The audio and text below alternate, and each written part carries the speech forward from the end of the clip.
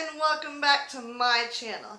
The day before, I dug deep into Hunted Killer's Starstruck episode 1, and I wanted to share my investigation with you today.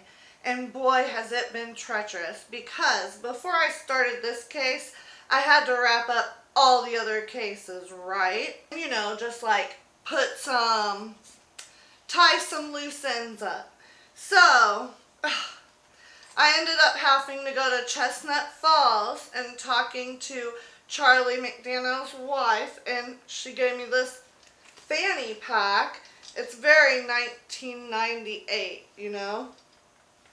Then I had to go all the way to Alaska to Moon Summit National Park and just check out the scene where that expedition took place. It was very interesting. And then the national park gave me this hat as a souvenir. Very cool, right? And then I had to head to New York and talk to Julia of Cadence Theater and hear all of the good things that have happened to her since we saw that case, okay? So, I've been really busy with my investigative duties. And gosh, I'm so thirsty. I need a drink from this really cool mug. I don't know if you can see, but it says Detective Juice. In the unboxing, you saw all this stuff I got, okay? So I've been with Hunted Killer for a while, and I've been subscribing to them for a while. So what I do is there is a 6-month plan for Hunted Killer, and we do that where we pay $165, I believe it is, and then we get the whole 6-month case, right? However, I do want to say that you can sometimes expedite the boxes, so it may be shorter than 6 months, right? But that's very cool too, because like if you want to like catch up or whatever and go along with like everybody else, you can. But of course they can't expedite past whatever episode they're on for whatever case they're on. So in the first box, you get this card. And I didn't get a Getting Started book in this, come to think of it. I really don't think I did. So, that's weird. But anyway, here is, oh yes, I have to put this on so I have all access. Yes, so there was this concert that was supposed to happen at Bowman Grove Amusement Park, just for fun. And, well, it didn't, because there was a supposed accident, right? Where the main guy was killed. So I'm just going to go ahead and go over some of this stuff with you. So first of all, we got on top this Gray Investigations letter.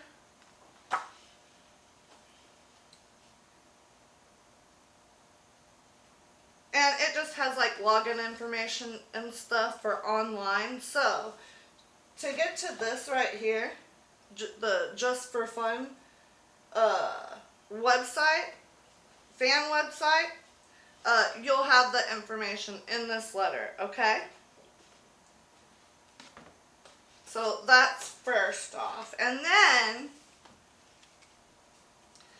here's a letter that we got from a super fan of Just for Fun, which is a boy band back in the like early 2000s, and they broke up like not long after they formed and like had, you know, a hit record or whatever.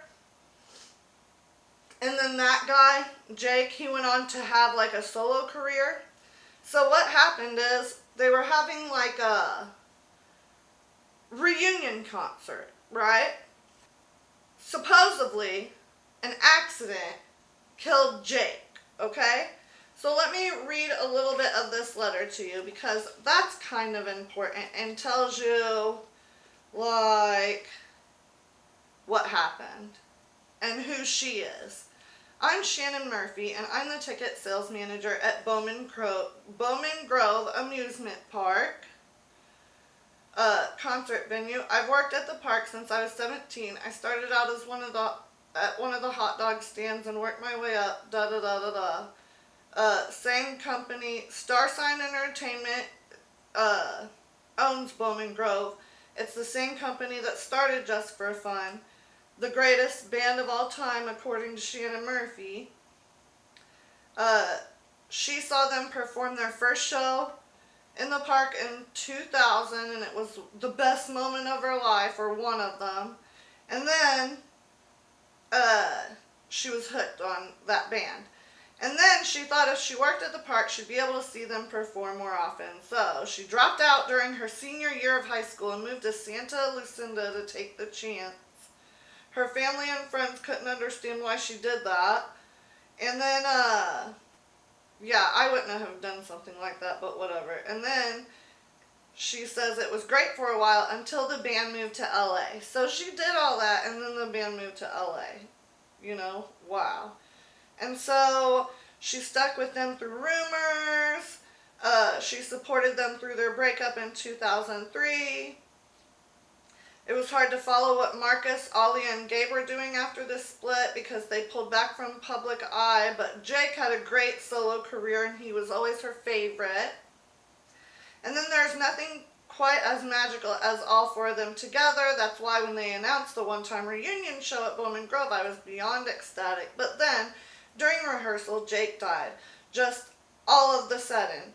A stage accident, they said. Can you believe that? As if Jake died because of some freak mishap. Everyone seems to be just fine with that explanation. The police, the media, his management, even the other band members. So it goes on to say that she wants us to look into that because that seems like really fishy to her, and I would agree when you look at all the evidence. So, with the first box you get with this case, you get this cool little notebook, which I love, and I'm actually going to write all my notes in here, and I've already started, right?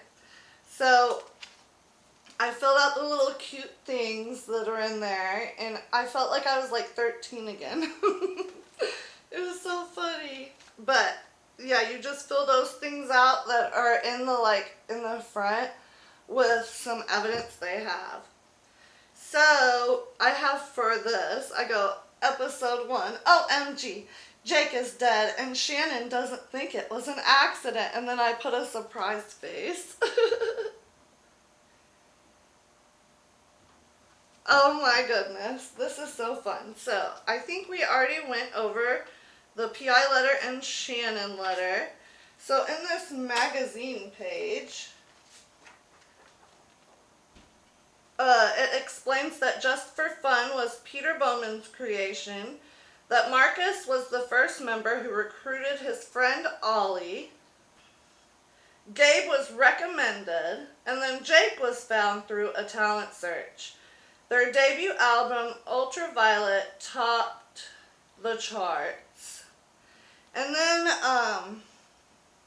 in this rising tension part right there, it talks about the overall performance and quality of the shows were inconsistent. And I put in my notes, like, question mark, lip syncing.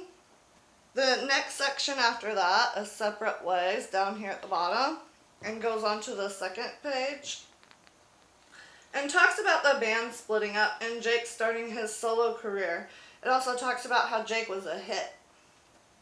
So the next thing it talks about is future plans cut short and how the past few years were quiet for Jake. He had been taking some time to focus on his personal life and whatnot, and so on and so forth. Okay, and it says following Jake's death, his estate donated $3 million to the singer's longtime favorite organization, Rising Youth Charity. That is so nice. Next we have the accident report. Right? So, what's cool about this is I found out that Jake has the same birthday as me.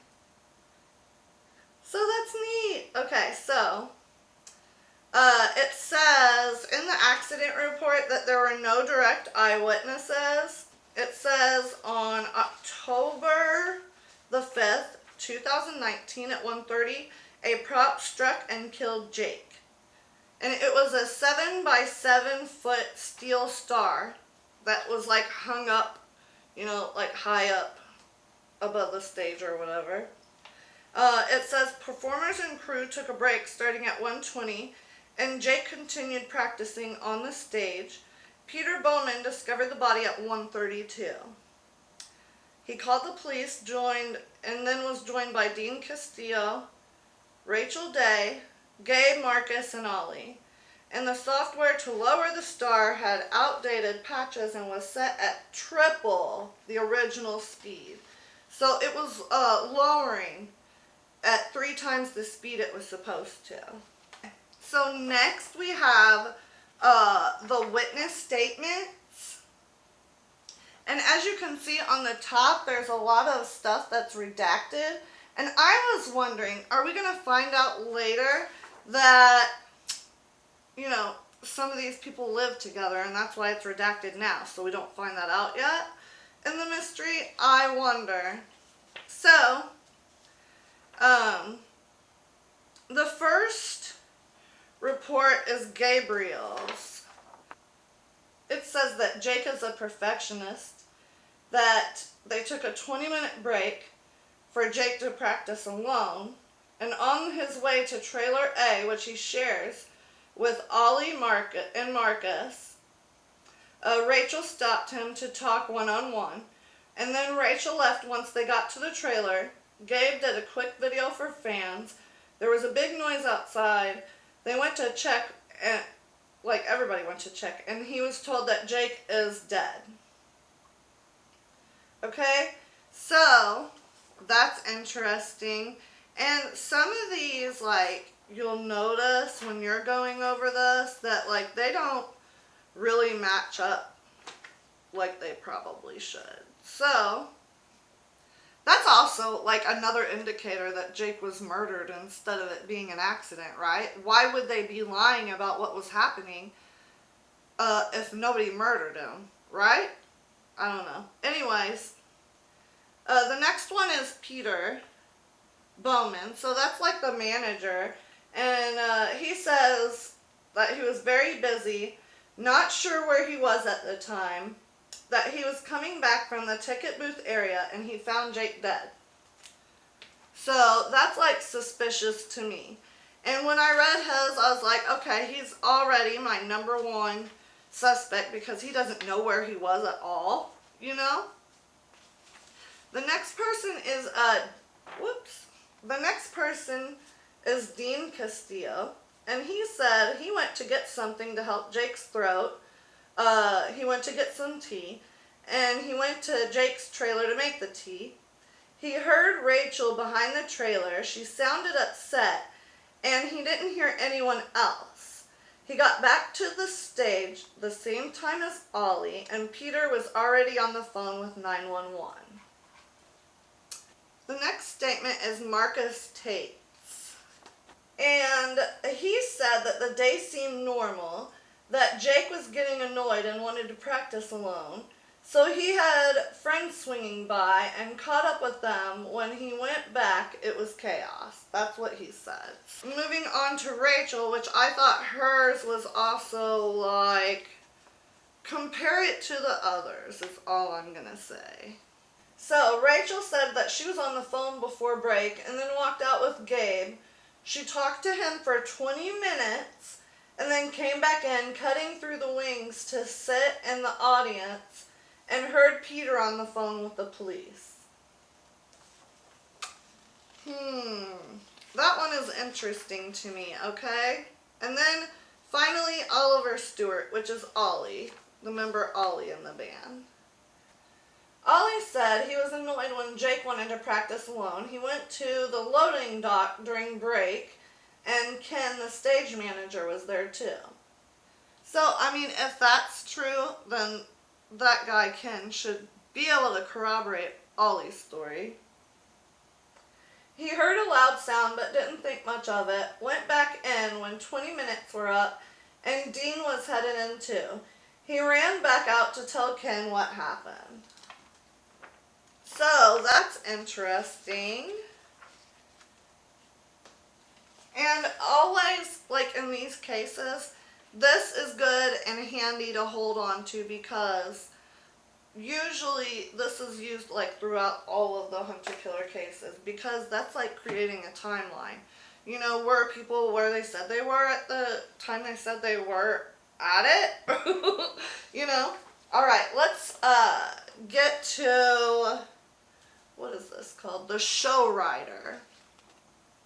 So this is page 7, 8, and 9 of 12 pages. It covers equipment, hospitality, parking, security, and liability. I think this will probably come in later. And also it says about, you know, the automated rigging console to be operated backstage for the exclusive use of the artist for their performance. Attached rigging system must be able to accommodate the weight of a steel scenic element up to 1 ton. So that's talking about the steel star that fell onto Jake and killed him. Then, this is pretty important. This is called the spike chart. And as you can see, okay, I'm going to get up close with this. Right here, it says that Jake is this pink X, and that steel star is the purple X, okay? So as you can see, Jake has 2 placements on the stage. This one and this one. And then there's the steel star. Okay? And then on the back, there's just some stuff where it's like where people are supposed to be and what's supposed to be happening when. The next thing in the investigation stuff is this map. And you can also, hold on, and you can also compare it to like this. So if you flip it, you can see that they, you know, they match each other, right? And this is also important because this is like how they were saying, like you can compare this to the witness statements. Like this is trailer A, trailer B, trailer C. There's the loading dock, you know, the parking area, the seating. Next is this VIP level 8 access board, which in the list of stuff you're supposed to get, it's called the ID board. And that's because, like, it says up here VIP level 8 access. Well, that's what this is, right? This hang tag. And I'll give you a closer look at that too. See, it's Bowman Grove. So, this has a picture basically of all of, well, first of all, it has a picture of Jake. That's the person who was killed by accident or maybe murdered. Here's Gabe, Ollie, Marcus, Peter Bowman, Rachel Day, and Dean Castillo. And these are possibly who are going to end up being the suspects in our case. Okay, so every episode comes with stuff where you can log in to online things. And here's some of it, right? And then there's this form right here.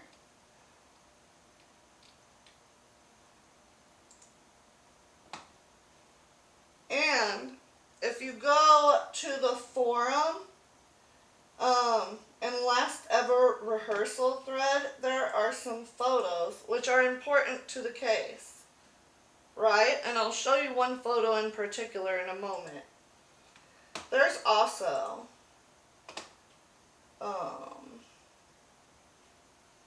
an email screenshot of an email chain between Peter Bowman and Jake Morgan. And I printed that off, and I'll show that to you more closely as well. So first of all, here is the email chain. And basically, that just shows some tension between Peter Bowman and Jake. Next, I'm going to show you this picture. And this is very important because this is how we're going to be solving this case, right? So if you look closely, and it's very hard to see, if you remember on that one thing, what is that called? Oh, the spike chart, okay? And I even drew a little picture in my notes. So on the spike chart, that's where Jake is supposed to be at the pink things, and then that's where the steel star is supposed to be. But on the stage, if you can see this, there's where the star marking is, and there is Jake's marking. Why is his within this square right here? Okay, so you're supposed to email Michelle Gray whenever you figure out, like, was Jake Morgan killed by someone, or was this truly an accident? This was not an accident. Someone purposefully put his marking within striking distance of that star, and also sped up the speed of the star lowering, right? To where it was like 3 times faster. So I emailed Michelle Gray at Gray Investigations, and I got this email back.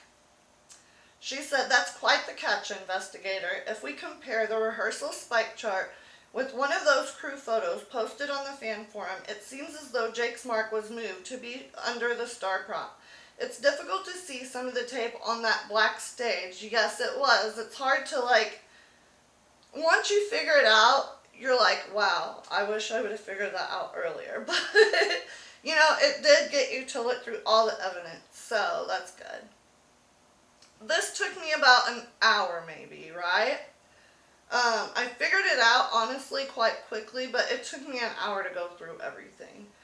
But anyway, so I'm not surprised it went unnoticed until now. I should have known you would find an important detail like this somewhere. Ordinarily, this wouldn't be enough to declare murder. However, it just so happens that Jake was killed due to both a prop malfunction and a misplaced mark. If his mark was in the correct spot during the accident, Jake's life wouldn't have been in danger. It's coincidental enough to garner a serious investigation. Shannon will be assured to know her hunch was correct. I'll tell her to reach out to you and send you any materials that might help the investigation. And then she goes on a little bit longer. But yes, we have solved this episode, you guys. I'm so happy. I already have episode 2, and I'm going to be unboxing that for you guys very soon. So get ready for that. Well, if you like this video, make sure you give it a thumbs up below. And also, don't forget to subscribe if you're not subscribed yet, so you don't miss any of my mysterious videos. Also, don't forget to hit that notification bell so YouTube lets you know when I upload my next video, and I will see you guys again soon. Bye-bye!